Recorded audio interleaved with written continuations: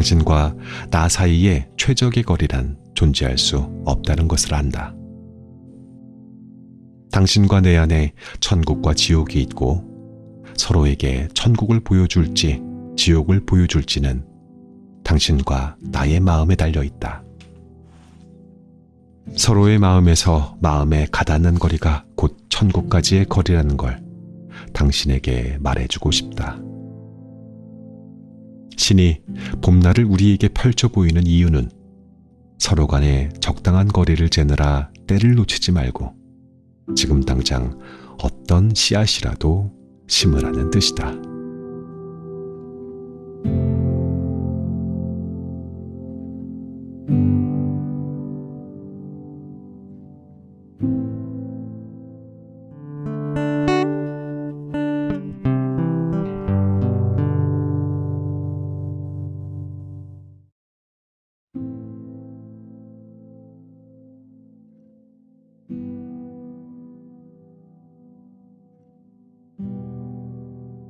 지은이 임태주. 살아보니 삶의 전부가 관계였다. 포유동물은 포유동물의 체온을 쬐는 수밖에 없다. 사람과 사람 사이에 흐르는 감정, 나와 나 자신의 간극에 집중했다. 관계의 비밀스러운 원리나 은유법을 알고 싶어 별과 사막과 날씨와 전체 물리학을 참고했다. 관계의 물리학은 세 번째 산문집이자 나의 첫 번째 관계학 개론이다. 나는 책받치로 시인으로 산다. 내게 남은 희망이 있다면 그리움을 절판하고 가는 것이다. 환생에서는 기다리는 사람들 곁에 가고 싶다. 지금은 꽃나무를 심고 고양이를 보살피고 친구를 불러 상추쌈을 나누는 일의 기쁨을 살겠다.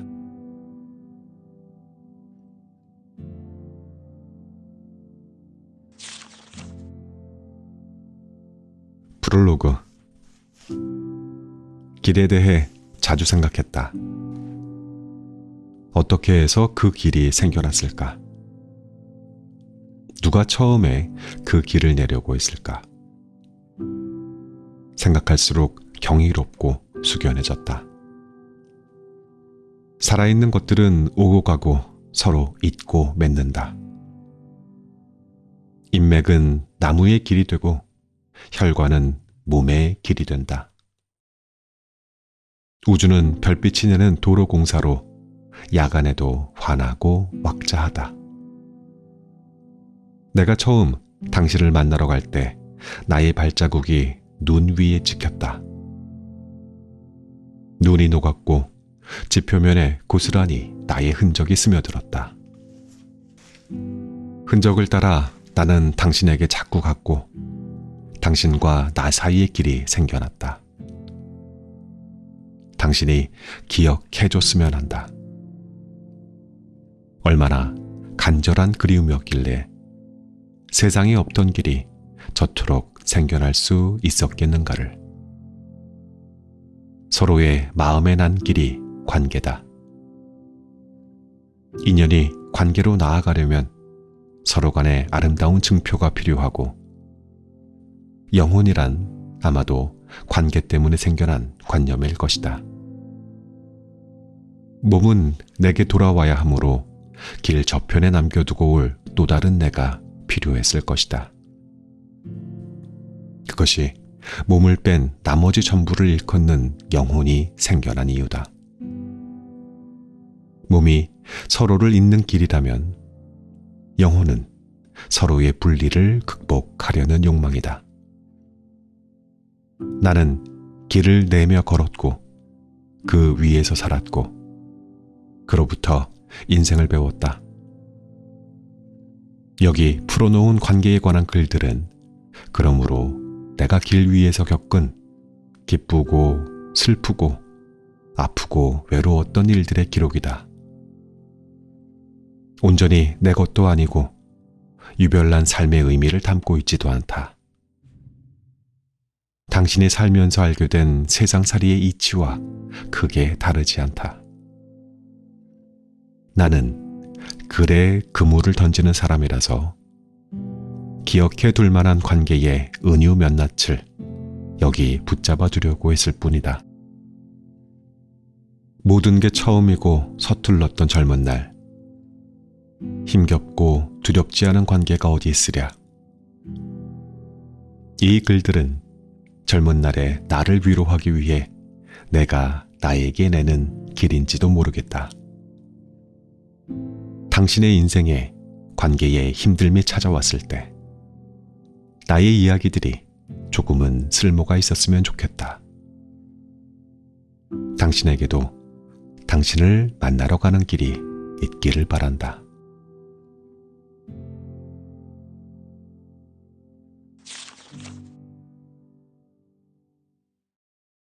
관계의 물리학.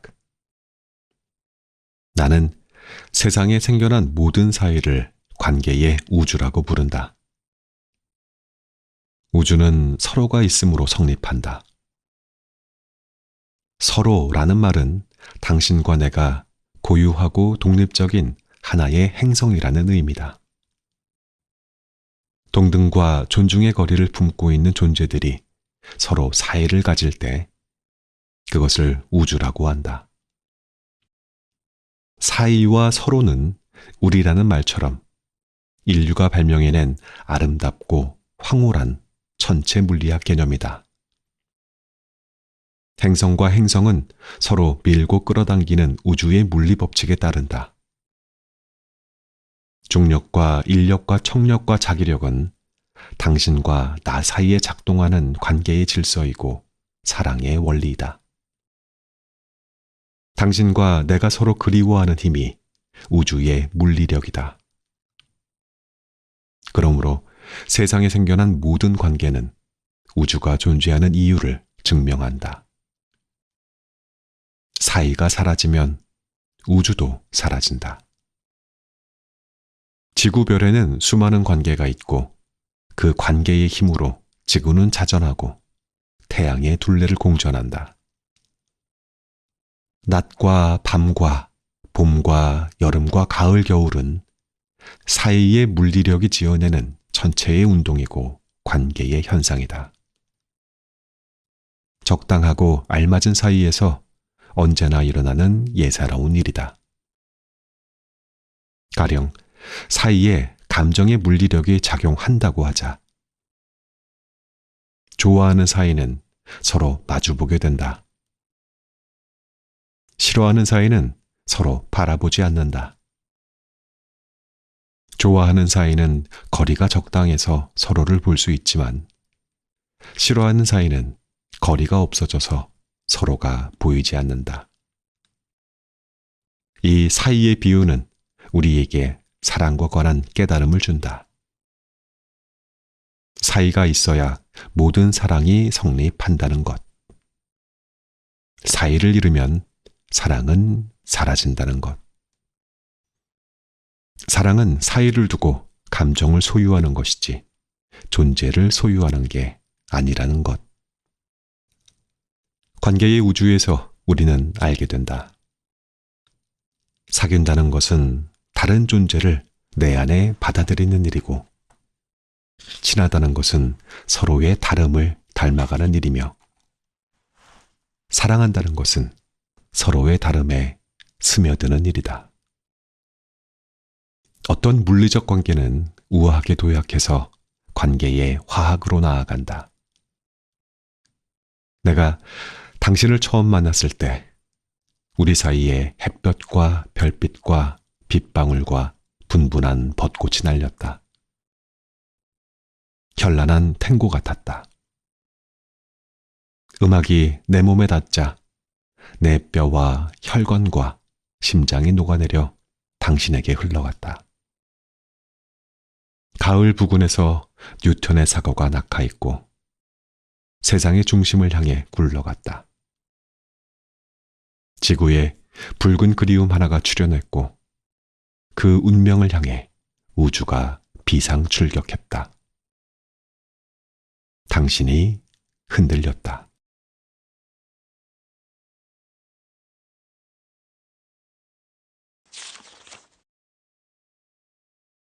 노음과 다음. 여행 가방을 꾸릴 때 우리는 인생의 비유에 직면한다. 항공 수화물의 무게 제한은 무엇을 가져가고 무엇을 남겨둘 것인지 여행을 떠나려는 자들에게 선택을 요구한다. 친구들과 밥을 먹는 자리에서 사람의 성격이 대화 주제로 올랐다. 여행 가방 꾸리는 스타일을 보면 대체로 그 사람의 성격을 알 수 있다고 한 친구가 말했다. 각자 자기 스타일을 이야기하다 보니 정말 사람마다 조금씩 가방 싸는 방식이 다르다는 걸 알게 됐다. 어떤 친구는 여행을 떠나기 일주일 전부터 트렁크를 열어놓고 필요한 물건들을 생각날 때마다 하나씩 챙겨 넣는다고 했다. 또 어떤 친구는 슈퍼마켓에 가듯이 가져갈 품목을 메모지에 적어두고 그걸 보면서 챙긴다고 했다. 나는 떠나기 전날 밤에야 허겁지겁 옷가지며 비상약품과 세면도구 등 속을 밀어넣듯이 챙겨 담는다.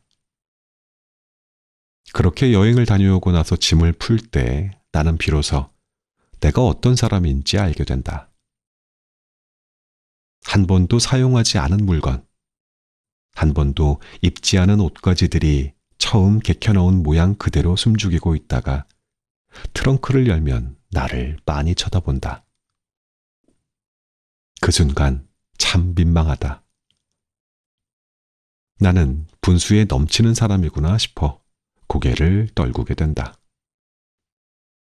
여행 가방 꾸리기와 성격의 연관성을 이야기하다가 물건 정리 습관으로 화제가 옮겨갔다. 버리느냐 못 버리느냐를 가지고도 서로의 성격이 확연히 갈렸다. 나는 잘 버리지 못하는 성격이다. 그렇다고 불필요한 걸 끌어들여 쌓아두는 건 아니지만 쓸데없는 물건을 수시로 정리해 내다 버리는 성격이 아닌 것은 분명하다. 친구 중에 누군가가 말했다. 자기도 잘 버리지 못하는 성격인데 왜 못 버리는지 곰곰이 생각을 해보니 이유를 알 수 있겠더라는 것이었다. 못 버리는 이유에 대해 친구가 내놓은 나름의 분석에 다들 수긍하는 표정이었다. 못 버리는 물건들은 대개 추억과 관련된 어떤 사연이 있고 결국 못 버리는 것은 물건이 아니라 그 물건에 담긴 사연이라는 얘기였다. 이건 첫사랑이 선물해준 목도리고 이건 아버지가 졸업기념으로 사준 필름 카메라고 이건 대학 입시 수험생 시절에 끼고 살았던 CD 플레이어고 그래서 사람이 소유한 물건은 딱 두 종류로 나뉜다. 실생활에 필요해서 구입한 물건과 사용 시효가 이미 지났으나 사연이 담겨있는 물건. 친구가 내린 결론은 이랬다. 물건을 정리하려면 결국 추억을 정리해야 한다고. 사연이 있는 물건부터 내다 버릴 수 있어야 비로소 필요한 물건만 남게 된다고. 친구들과 헤어져 집으로 돌아오면서 나는 버림과 놓음의 차이에 대해서 생각했다. 사람에게서 온 어떤 것도 버릴 수는 없는 거라고 생각했다. 나에게 와서 닿았으니 놓아버리는 것이지 버릴 수 있는 건 아니라고 생각했다. 다음과 놓음 사이에는 이루 말로 다 할 수 없는 앞뒤 속사정이 있는 것이다. 애써 닿는 데에는 그만한 인연의 작용이 있을 테고 애써 놓는 데에는 또 그만한 까닭이 있는 것이다. 다음은 서로 간의 틈새가 일순간 사라진 접촉이다. 그렇게 닿아서 접촉면을 넓혀갈수록 우리는 따뜻해지고 안온해진다. 놓음은 서로가 원래 있던 자리로 되돌아가는 분리이다. 그렇게 놓아서 여백이 넓어질수록 우리는 홀가분해지고 안온해진다. 그러므로 다음과 노음에는 집착이나 절망이 끼어들 여지가 없다. 지나간 것을 놓아야 다시 새롭게 닿을 수 있다. 억지를 부려 자연의 법칙을 거스를 이유가 없다. 관계는 고이지 않고 흐른다. 관계는 멈추지 않고 쉼없이 움직이는 생물이다. 어디에선가 누구는 놓고 어디에선가 누구는 닿는다. 살아있음으로 그리워하고 살아가야 함으로 잊는다.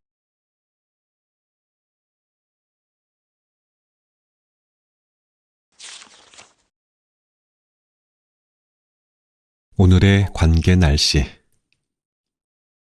오늘의 날씨 맑음. 어렸을 적 일기 쓰기 숙제를 할 때마다 궁금한 게 있었다. 왜 일기장 맨 첫머리에 오늘의 날씨부터 써야 하는 걸까? 혹시 그것은 오늘의 날씨가 아니라 내 마음의 날씨를 말해보라는 뜻이 아니었을까? 오늘의 기분은 선인장에게도 고양이에게도 아스파라거스에게도 중요하니까.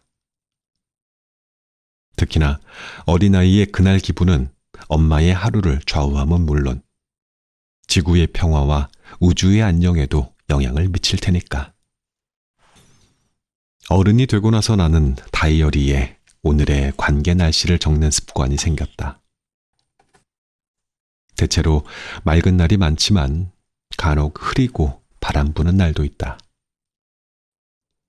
오래전 오늘 날짜의 다이어리에는 제의와 흐림, 약간의 거리를 둘 것이라고 적혀 있다. 며칠 뒤에는 제의와의 거리 두기에 실패했는지 이렇게 적혀 있다. 거리를 두고 다가갔으나 체감 온도가 10도쯤 내려갔음. 싸늘해져서 소주로 열을 끌어올리다 몸살로 알아 누웠음. 몸살 중에 사람 몸살이 가장 지독하고 끄기도 어려움. 사랑해보지도 못하고 실현당한 것이 분명했다. 왜 제의를 짝사랑하게 됐는지 궁금해져서 나는 앞 페이지들을 부지런히 넘겨보게 되었다. 왜냐하면 관계의 날씨는 실은 오늘의 날씨가 아니기 때문이다. 오늘의 날씨는 어제와 그제, 그그제의 구름과 바람과 기온의 결과다. 오늘의 기분은 여기 오늘 하루 만에 뚝딱 생성된 기분이 아니라는 말이다. 오늘의 관계 날씨는 관계의 전후 맥락을 살펴야 비로소 진짜 맑은지 흐린지 알 수 있다.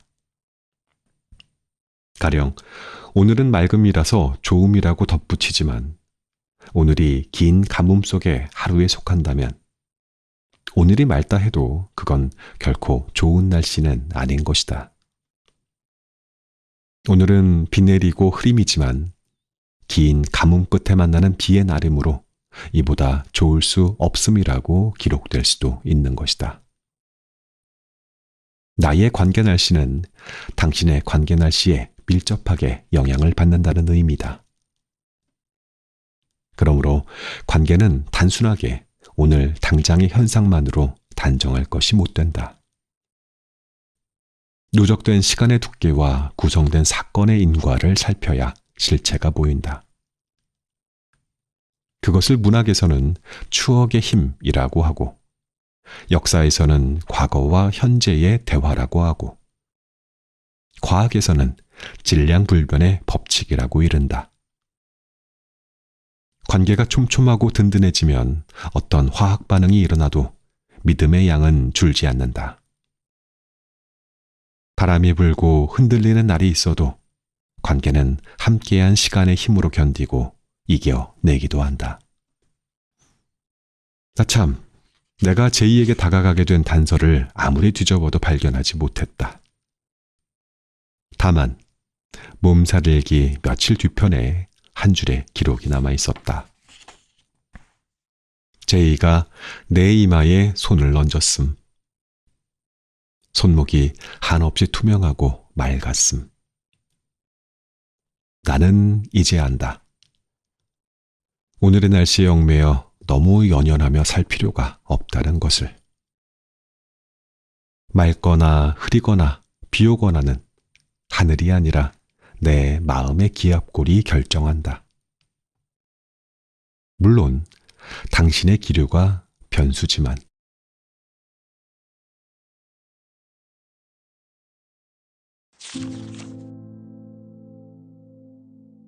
적당한 거리는 얼마쯤일까? 봄볕이 완연한 때였다. 엄마가 텃밭에다 무언가를 열심히 심고 있었다. 어린 나는 호기심을 참지 못하고 엄마에게 물었다.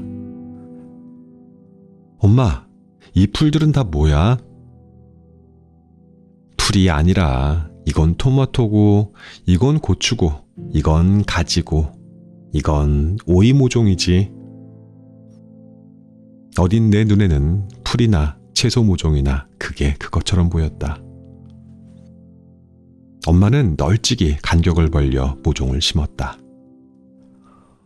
엄마, 왜 이렇게 멀리 심어? 얘네들 심심하겠다. 엄마가 모종을 심다 말고 허리를 젖히고 웃었다. 가깝다고 마냥 좋은 건 아니란다. 지금은 멀어서 외롭겠지만 나중에는 외려 고맙다고 그럴걸? 가지를 벗고 꽃을 피울 때쯤에는 너무 가까우면 서로 다치고 상처를 입게 돼. 햇볕과 바람이 드나들고 통하려면 사이가 적당하게 벌어져야 해. 그래야 마음껏 가지를 벌려 열매를 주렁주렁 매달 수 있거든. 나는 그때 처음으로 상처란 말을 배웠다. 마음껏 햇볕을 쬐지 못해, 자유롭게 팔을 벌리지 못해 그늘지고 외로워진 자리. 사이가 적당하지 않아서 몸과 마음을 다친 흔적. 살면서 나는 사람에게 상처받을 때마다 엄마가 했던 말을 떠올린다. 관계가 힘들어질 때마다 그날로 돌아가 적당한 거리란 얼마쯤을 말하는 건지 엄마에게 물어보고 싶어진다. 좋으면 가까워지려고 애쓴다. 멀어질까봐 꼭 붙든다. 그렇게 가까워지면 가까운 만큼 아프게 되고 사랑한 만큼 상처도 입는다. 감정의 거리만큼 딱 그만큼 기쁘고 그립고 외롭고 버거운 것이 사람과의 사이다. 가을 배추 아주 심기는 40cm, 토마토 옮겨 심기는 50cm인 것처럼 사람과의 관계도 적당한 거리가 명료하게 정해진다면 얼마나 좋을까. 어느 날 나는 이곳에서 천국까지의 거리를 상상해 보았다. 거리를 재려면 천국의 위치를 먼저 파악해야 했다.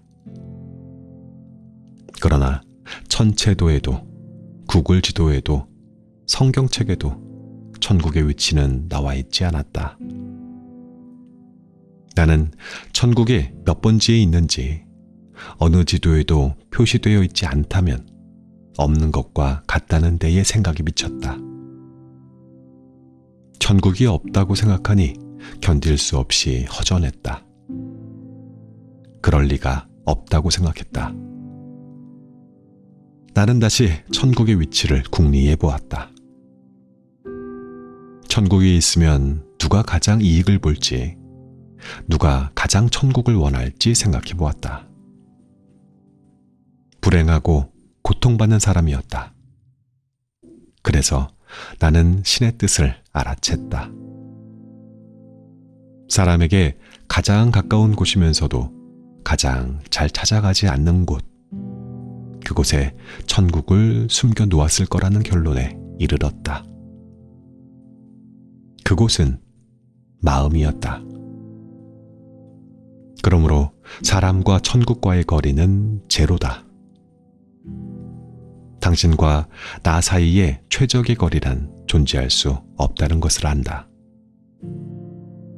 당신과 내 안에 천국과 지옥이 있고 서로에게 천국을 보여줄지 지옥을 보여줄지는 당신과 나의 마음에 달려 있다.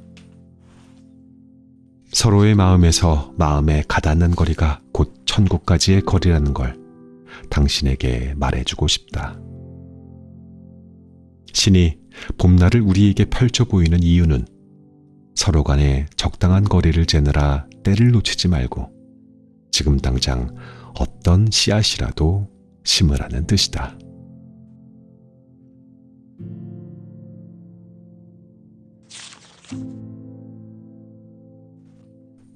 거리를 준다는 것. 당신은 나에게 말한다. 약간의 거리를 둬야겠다고. 그러면 서로 편해지겠다고. 당신은 약간의 거리 저편에 숨는다. 그 약간이 어느 만큼의 거리인지는 모르겠지만 우리 사이에 끼어든 약간의 거리감은 이제 여간에서는 좁혀지기 힘들 것 같다. 나는 당신에게 말한다. 적당한 거리를 주겠다고.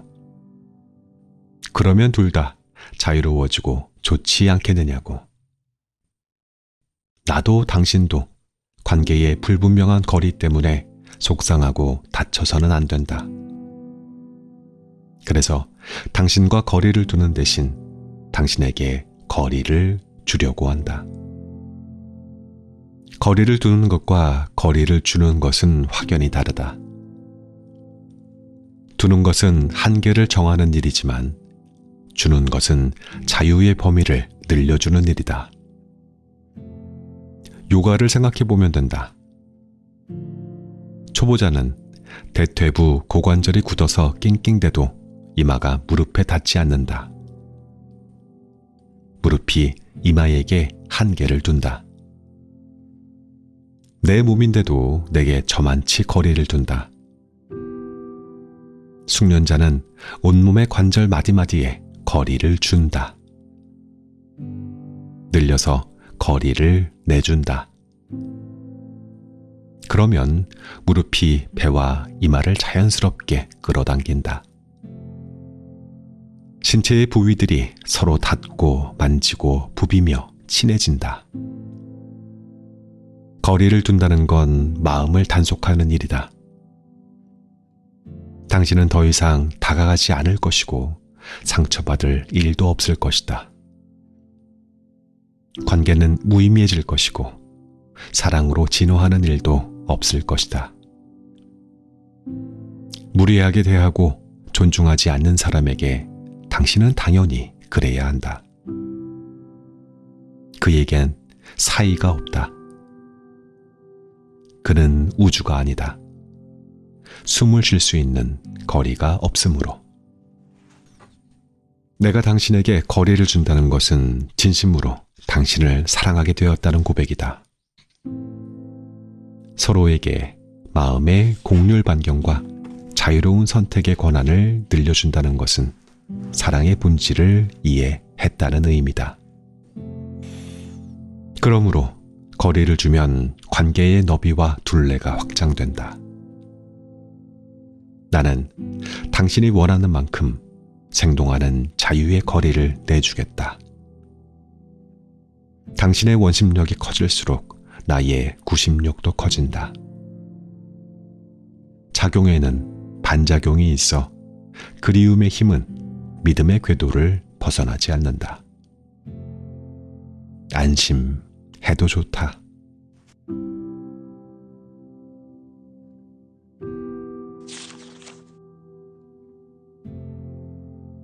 이 책의 낭독은 여기까지입니다. 림태주 작가의 관계의 물리학이었습니다. 웅진지식하우스에서 2018년에 펴냈던 책입니다. 자, 드디어 임태주 작가의 4권의 책을 모두 소개했습니다. 순서대로는 아니었지만 어찌됐든 이제 드디어 재생 목록을 만들고 싶었어요. 임태주 작가의 4권의 책을 다 읽고 이것을 하나의 재생 목록을 만들고, 그래서 쓸쓸할 때나 누가 보고 싶어질 때에는 내가 들어야겠다. 그런 생각을 했거든요. 드디어 다 만들었습니다. 이 작가님의 책은 한 번에 녹음이 잘 안 돼요. 자꾸 울어요, 읽으면서. 나중에 보면은 그렇게 울만한 내용이었나 싶기도 한데. 그래서 이것도 여러 번 멈추었다가 다시 읽었다가, 제가 좋아하는 책은 여러분들도 좋아할 거라고 믿는 마음이 있어요. 내년 2월이면 벌써 자작나무 숲이 2년째가 되어가고 있는데요. 댓글을 주시는 분들의 성향들이 저랑 참 많이 닮아 있다. 내가 그들과 참 많이 닮았다 하는 생각을 하게 되거든요. 이거는 저에게 주는 선물이 될 테지만 여러분들께도 살짝 빌려드릴 테니까 같이 즐겨주시지요. 그럼 저는 이만 물러갑니다. 곧 다시 뵙겠습니다. 그동안 안녕히 계십시오.